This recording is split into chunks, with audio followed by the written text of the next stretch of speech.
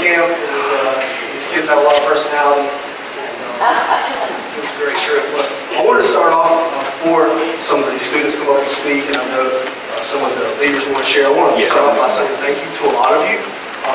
First, I want to say thank you to all the folks that went, for Cindy Patterson, for Reagan, for my wife, for Pastor Ron, for Anthony going, and really you guys were all-star team. You know, being able to go with your personalities and it just fits so well. I'm just so grateful. We got 52 weeks in a year, and you guys made a sacrifice, really, being away from family, taking off work, and being there. So I just really want to say thank you to you guys for being there that week.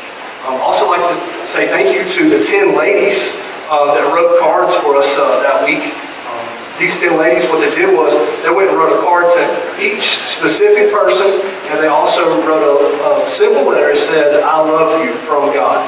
And you know, it's something special just when you're at camp and it's crazy and you get some mail. You know, I don't know, it's just something about that. Just being able to, for a lot of these kids, open that up and read that. And I would like to say thank you to Becky Brantley, Tracy Sheridan, Jeannie Layton, Gail Williams, Gail Joyner, Liz Taylor, Sherry Leonard, Lenora Whitley, Barbara Walker, and Julia Farmer. You ladies, that was totally unexpected, and it was a real treat for our kids. And they were excited to all go around. I love you guys. He loves you too. Wow. You know, this looks like, you know, Tracy Sharon's handwriting, but it's so good. But that really meant a lot. I'm very grateful that you guys took the time to do that for the students. I'd also like to say thank you for everyone who sponsored Child. Some of you guys paid the full $319 to send a kid to camp. It's very sacrificial. It does not go unnoticed. Very grateful for that. Also, David and your entire team helping with the chicken cook, or if you bought a chicken plate, if you went and bought some Zaxby's way a long time ago, if you ever got water and put $1 in the tip jar, if you've gone to Zumba, all right, if you haven't gone to Zumba, it's from 7 to 8 o'clock on Thursday nights. It's a wonderful time. And also, if you've prayed, I know we sang the Century Kid did. We had all the names up here just to pray for it. And I just begin to think of all the people that contributed to us going to camp. It's kind of overwhelming. And it just leaves me with just so much gratitude for our church family and the sacrifices you guys make for these students. And they're going to have an opportunity now to say thank you and share as part of camp. So I know that 3 of them are definitely going to share, and hopefully by the power of guilt, they will all the Holy Spirit move in such a way that they will be able to share. So without further delay, Cameron Pettigrew, please come to the stage.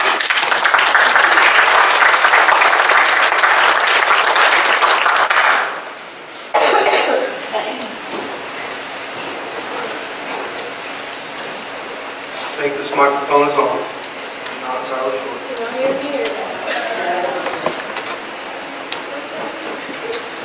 Just tell them whose name's on. Susan. Yep. I've got it unmuted. But how about Missy? Missy, winner. Can y'all hear me? Yeah. Hey. Hey y'all, I'm Cameron. As you can tell from the video, we had a pretty great time at camp. Pretty crazy, but I was trying to think of 2 words that really summed up the camp experience, and what I came up with was overwhelmingly abundant, because a lot of the situations and opportunities we had were very overwhelming at times, but they always came out abundant in the end, and we were faithful and everything. So I have 3 little bullet points just of like examples of those opportunities and experiences we had. And the first bullet point was a personal thing for me, was the children's track that I had. And with Infuge is Ministry Fuge, so you go in and you get put in a specific track, and I had children's, which was great for me because I love kids. So one of the overwhelming points of it was we didn't have any kids the first 2 days of sight. There's 3 full days of sight, so the first 2 brought no kids, which is really disheartening, and it was kind of sad to see. But as a group and like as a ministry group, we got to go a lot closer together, and we just kind of joke around and mess with each other. But on the last, well, the last half of the second day, then the full third day, we actually got to go to another site and work with their kids. So that was really great to be able to actually work with kids. And part of the video, you might have seen 2 kids playing hopscotch, and that was Kai and Lucas. And just seeing how much joy they got from a simple game of hopscotch was just so joyful to me, because I haven't played hopscotch since I was 7. So it was really cool to see how much joy they got. And I can remember Kai, when we first started playing it, and he threw the rock and he got 10, and he's like, "This game is awesome!" He got so much joy just from hopscotch. So the second bullet point that I have was our church group time and lights out. And after we go to night worship, we have a separate time that we go and you meet with your church group, and you get a room and you get a staff and your church group leader and everything. But during that time, you can reflect on the day, reflect on any personal things that have happened. So for us, we would go in, Parkwood would kind of start, just kind of share what we're doing for night that night and everything. So we would share the personal highs and lows of the days, and then kind of elaborate on what God had been doing in our lives. And I think it was really awesome to see some people I would never think to speak out in a group like that, just to share and share what God has been doing in their lives. And I can remember Aaron and his boyfriend, they're not here today, but he shared how he was in the children's track, and it was really great for him to be able to see how humbling it is to work with the kids and just see how selfless they are when they have nothing and we have so much stuff. So it just really was heartwarming to see our youth step up and share stuff. And lights out was everybody goes back to their rooms, and for our room, we would, after everybody got showers and got ready for bed, we would meet in the back of the room and just kind of share about our other highs and lows. And if somebody didn't feel led to share the church group time because there was too many people around or anything, was kind of set up this is a space where you don't need to hold back. So we all shared about personal endeavors that we've had that day, or stuff that we've helped through God throughout the week and all that. And there was a lot of tears, but there was also a lot of laughs. So that was really fun. And we got to grow closer together. And we had one activity that Reagan set up. You get a half sheet of paper and you write your name in the center and pass it around the room, and everybody would write something that they loved about that person, that they admire. So that was really awesome to see and experience, because you got to have somebody compliment you and admire you for things that you might not enjoy about yourself and everything. So, excuse me. But so that was just really great to have, and it was part of the abundant experience with the whole overwhelming and everything. So, lastly, I have our ride home, which most of you know was very interesting and everything. So I'm just kind of going to explain what happened. But from Ridgecrest to Rocky Mount is about a 4.5-hour drive. Can be 5 if we stop a lot. But so 4.5 hours. We were all ready to go.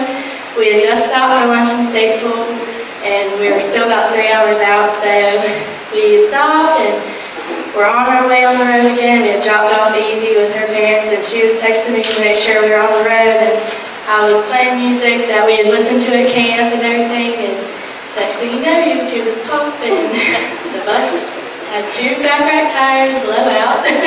Thankfully, we were all okay, which is a really great thing, because so many bad things could happen from when such good came to us. So the tires blew, and we couldn't pull over right when it had happened because there was railings on the side of the highway. So we had to go up and park a little bit down lower, and that bent the rim inside and everything. So we all got out of the car, bus, and van, and sat on the side of the highway. You could have seen it in the video. We were all in blankets, and some of us were hanging up our Enos and everything. But in a matter of maybe 15 or 20 minutes, was when the pastor from Hillsdale Church stopped, and I had seen a car stop before the bus, and I was like, oh, well, somebody's actually stopping and not just honking the horn at us to let us know they see us. Like, they're actually stopping to help us this time, so that was really great to see. And we were hanging up Enos, and Anthony came running over, and he's like, you guys will never guess what happened. And I was like, tell me, because I need something to get my spirits up. And he said that the guy that stopped was a pastor from a church 10 minutes down the road, and he had called his wife, and they were going to get their 2 buses from the church and come pick us up and haul us back to their church, so we could stay there and be out of the road in case anything was to happen there. So we were all super excited, and I personally saw that as like a lesson from God to be patient and trust in Him, because I know so many of us were so quick to complain about the heat or having to sit on the side of the road or having to have such a prolonged drive home from that. But just being able to see how quickly God can answer our prayers was just really awesome.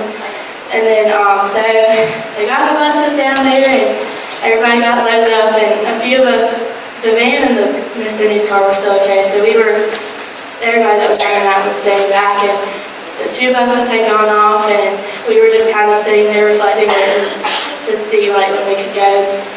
And another car pulls up behind Miss Cindy's car.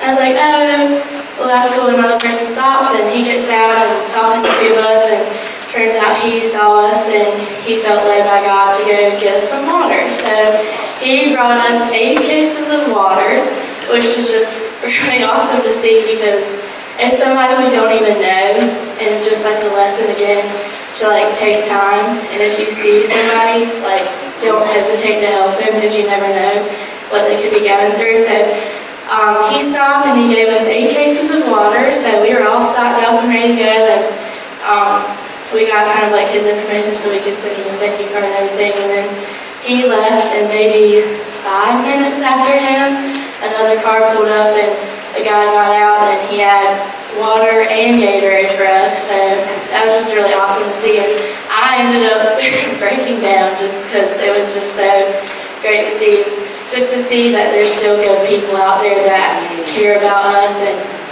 do the work of God to be a servant and just help us. So we all piled up in the van and car and headed down to the church, and we were there for about 2 hours, but we all got there, and it was a beautiful church. They had clean bathrooms, they had air conditioning, they had water, like they had everything we needed in that time.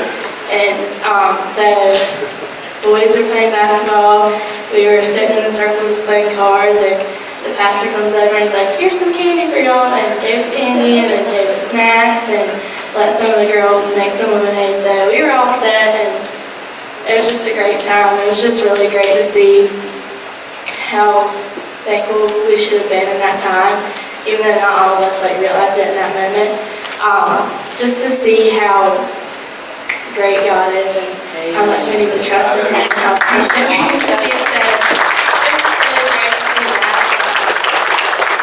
Yeah, we were there for 2 hours, and Parkwood got people to come and fix the tires, so we were back on the road again.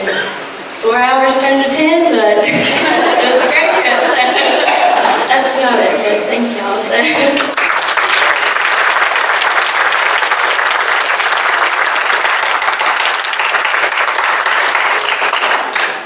Thank you very much, Cameron.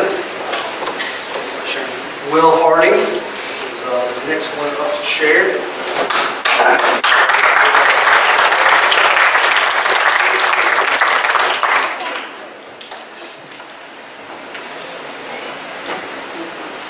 I didn't have anything planned to say, but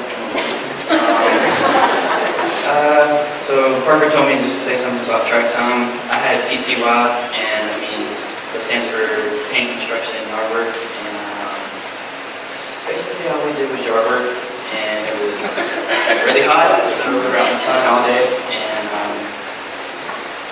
I know that was pretty good for everybody because the neighborhood there had no air conditioning at all, with no lights.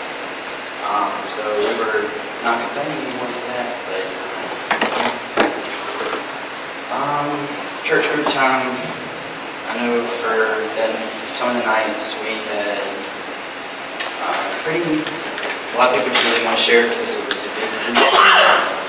So Parker made us break down into smaller groups every night. And one of those nights I had realized that I think God might be calling me to be a missionary. I don't really know, but I think so. So I know my plans for schooling after high school kind of went down the drain because I was going to actually become an engineer. I don't know anymore. I guess we'll find out as senior year goes. And let's see.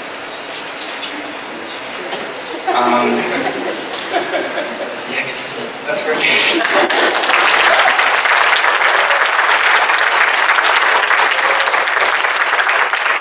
Something about Will. When we go to these camps, you pick these certain tracks that you want to do. You can do PCY, you can do children's, you can do missions, you have 6 to choose from. Well, the past 2 years, Will's like, I want paint, construction, and carpentry. And it's so hot outside. So I don't know why he picks it, but I think it's that heart that he has for missions. I mean, it's just a heart to serve and love people in such different environments. What he was sharing is, they were cleaning out something for a community garden so that people could go there, been overgrown, and so people weren't able to get into the garden, be able to get vegetables and things in this low-income place. So by his efforts, they were able to clean that entire place out to now offer food to low-income houses. So really, really. All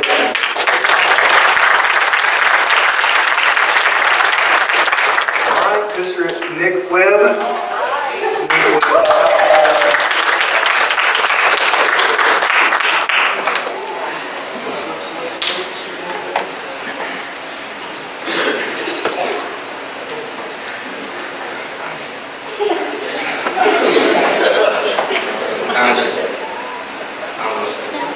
Camp was a lot of fun.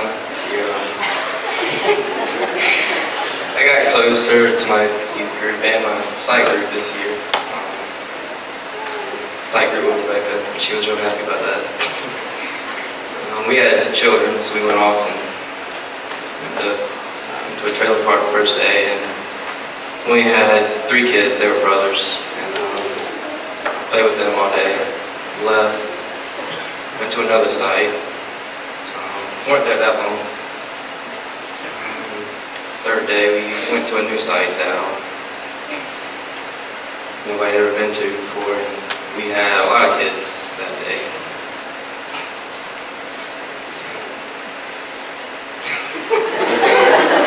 That's great, man. Well, let me say something about Nick. Nick, last year at Huge Camp, you want to say what happened? Nick gave his life to Christ last year at camp. It was cool to see him this year in this entirely different role. And, how I get these kids to come up here is I'll text them throughout the week. And, I'll text the kids, and I text Nick, and he's like, I'll do it. I'm like, wow, this is great. So I think what's really cool to me is to see how much you've grown in your faith, and just being able to get up here and share, because I know it's not easy, but I'm thankful for what God did through your life and through sight. I was off, so we had bunk beds, and he was my bunk bed, so I'm also thankful for that too. Thanks, man. Really appreciate it. Thank you.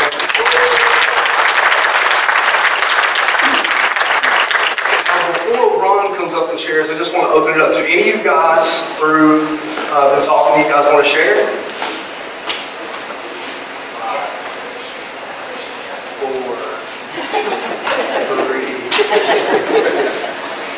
3.5.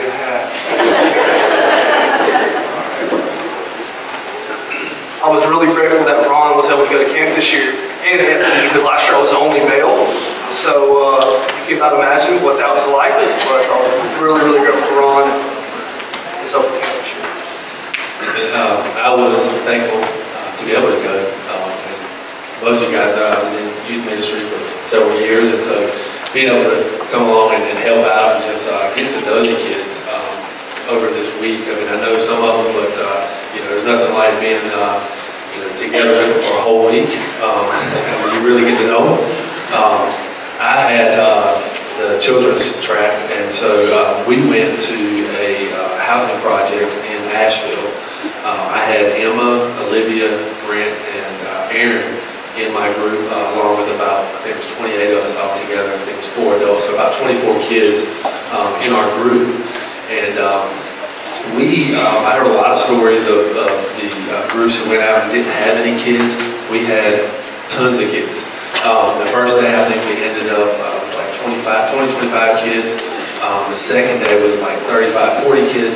By the last day, we had like 50 kids in our group that are in the park where we were playing, who just came out. And it was amazing to me just to see these youth be able to just adapt to the situation. Many of them, I don't think any of them were from housing projects, so it's a whole different world there. I mean, we were walking through these neighborhoods, trying to get the kids to come play in the parks, and you know, some of the smells weren't the best in the world, some of the language wasn't the best in the world, but they adapted to that situation and just really allowed God to use them to minister to these kids.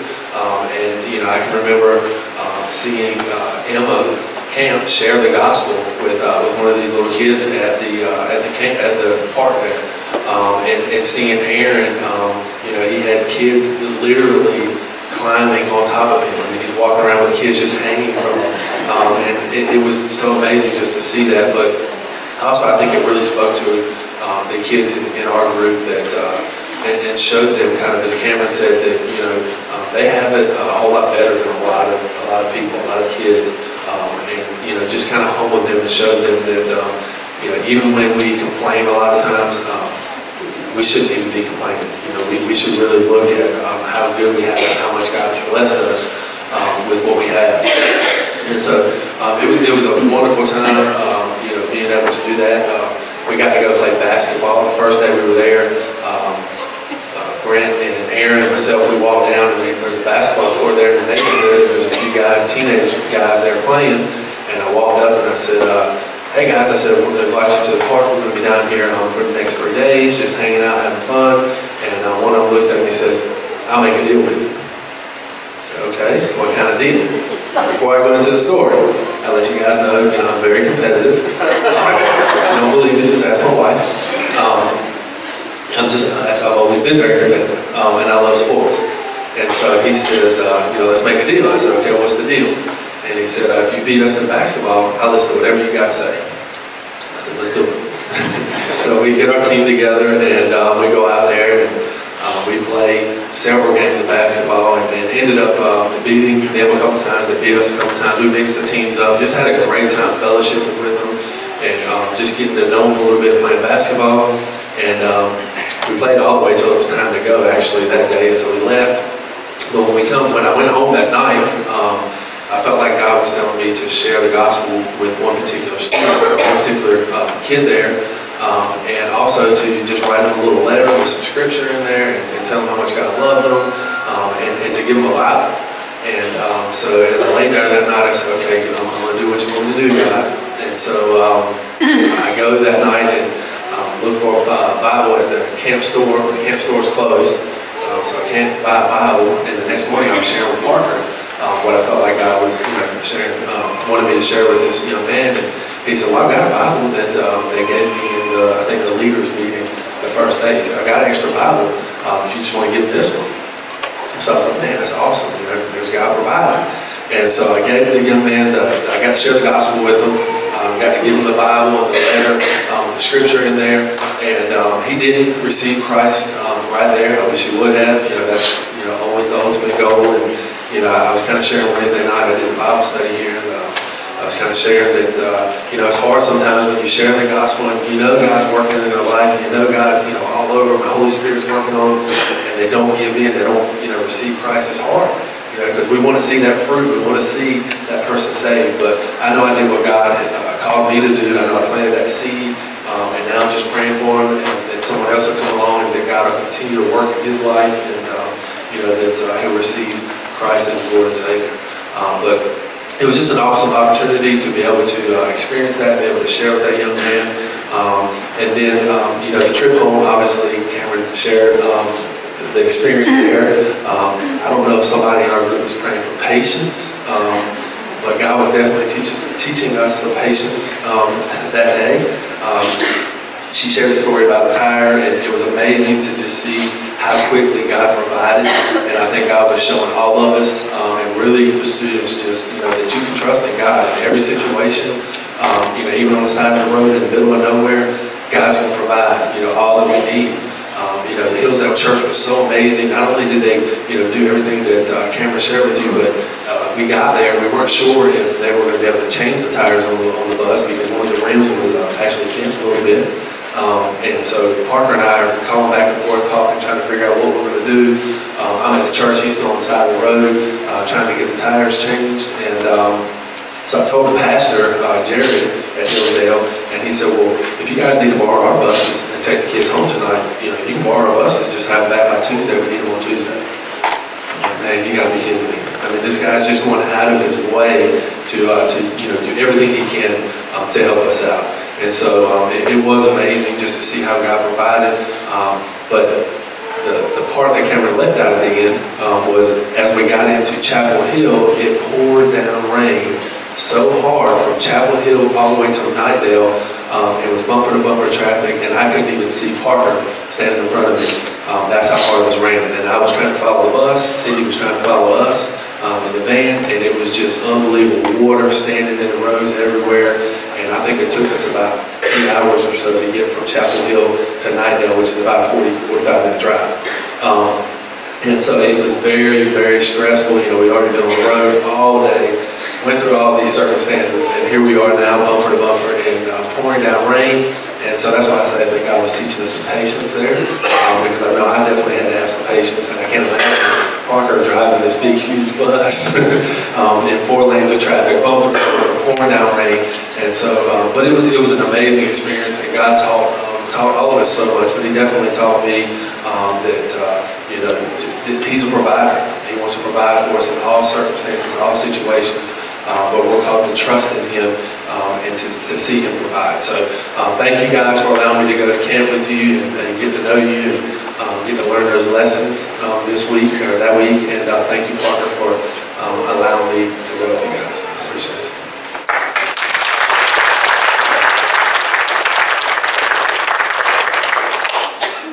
I just wanted to share a little bit about our theme. We're going to wrap up today. But our theme for this camp was called Convergence. If you can tell, our shirt says The Convergence, Fuge Camp 2017 on.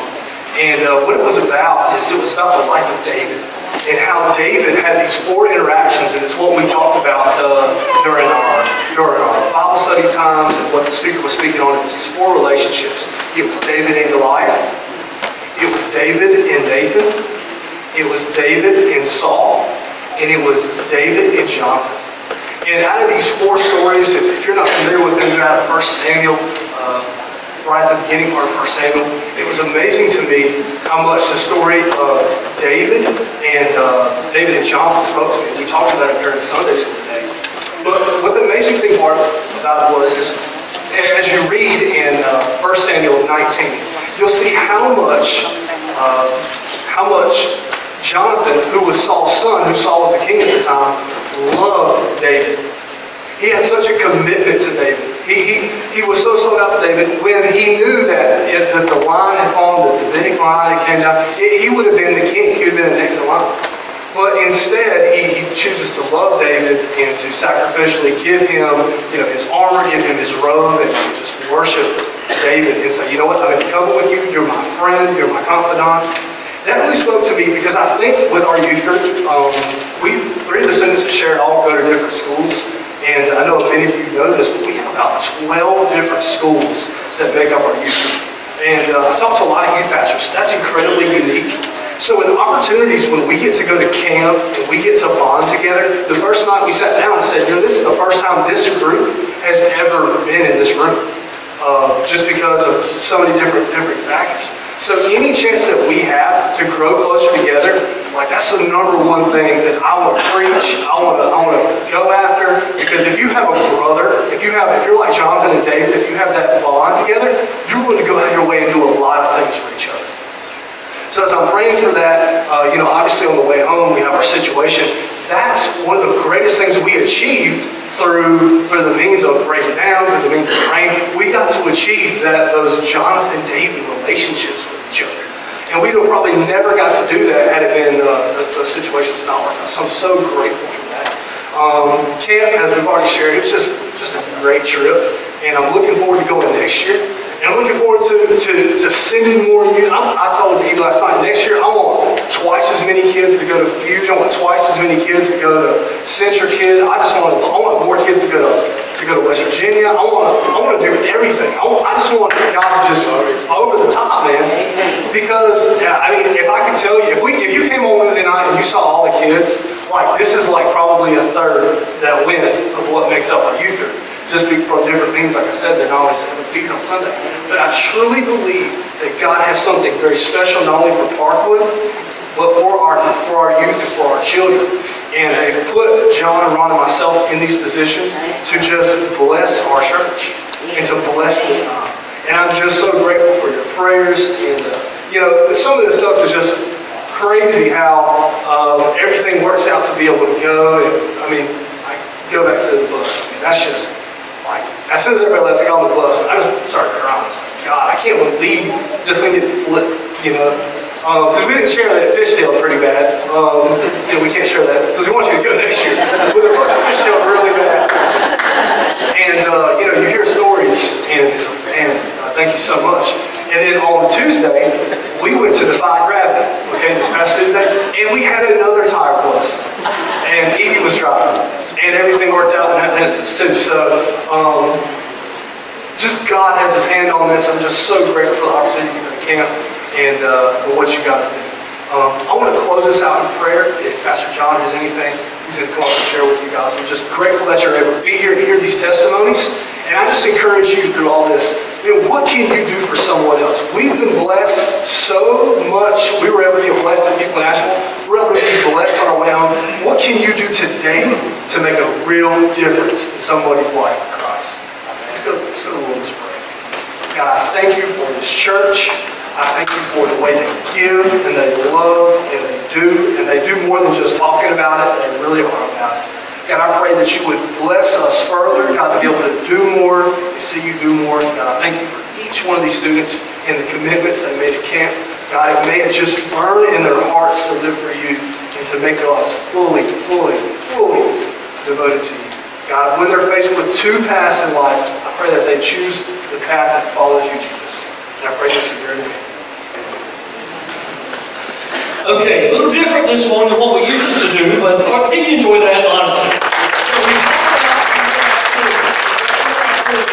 We want to see great things happen. And so when great things happen, we want to make sure that you as a church understand that God's doing a great thing in our youth department. From the children on up to the teenagers, we've got a lot of things planned, a lot of divisions that we're breaking up into to make it more one-on-one on Wednesday night. So God's doing a great thing. And so on behalf of the church, Parker, Ron, Anthony, Cindy, Reagan, Evie, thank you guys so much for your time that you invested in our young people. So let's give them a hand.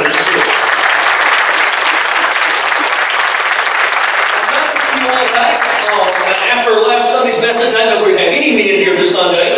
So again, we are working on the accountability program. We've got everything laid out. We're really working on doing one-on-one accountability. You will receive information this week about that, and I'm so grateful. Almost 60 men made a commitment last week to be held accountable in their walk with Jesus. That's amazing. We'll resume our regular Bible study next Sunday morning as we continue the book of Matthew. Our kids will be traveling. Pray that God's graces would be on them and pray that every tire will remain intact. For once, when our youth travels together.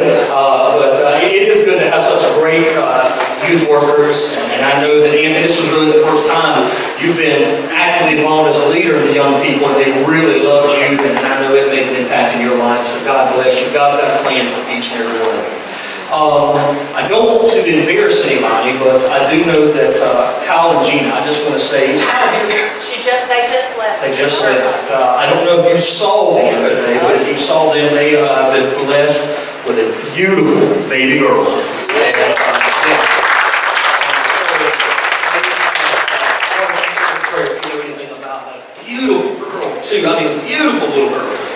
So God bless them. Make sure you say congratulations and grateful. We're going to be dismissed. If nothing else excites you, that will. But before we do, I'm going to ask Tammy and Henry Bottoms if they would come here and stand right here before us. Tammy and Henry have acknowledged their desire to be a part of the fellowship at Parkwood. They've gone through our new member class. And just to briefly tell you about the new member class, it tells you a little bit about the ins and outs of Parkwood. Tell you what Parkwood's about and what our plan is for the future. At the end of the class, there's a decision. Do you want to be a part of it? If it is, we ask you to agree to a simple four-fold covenant. Here it is. I will protect the unity of our church. I will share the responsibility of our church. I will serve the ministries of our church. And I will support the testimony. I will support the testimony of our church. And the Bottoms, like everyone else who's going through this class, agreed to do that. And I can honestly tell you I'm extremely excited about the addition of this family. It's families like this that make our foundation so strong and so much greater than honestly, than we can imagine. You just don't know. I want to encourage you to get to know Tammy and Henry Bottoms. Would you guys like to say anything? No, okay. I don't want to put you on the spot, but I didn't want to take it up. So what I want you to do is I want you to make sure that you say something to them. Afterwards, I'm going to ask if you would walk them out, Parker. But I want to acknowledge them as a member of our family into the Parkwood Fellowship. And God bless you. Thank you so much for choosing this church to be a part of. No doubt God sent you here. So make them welcome if you would.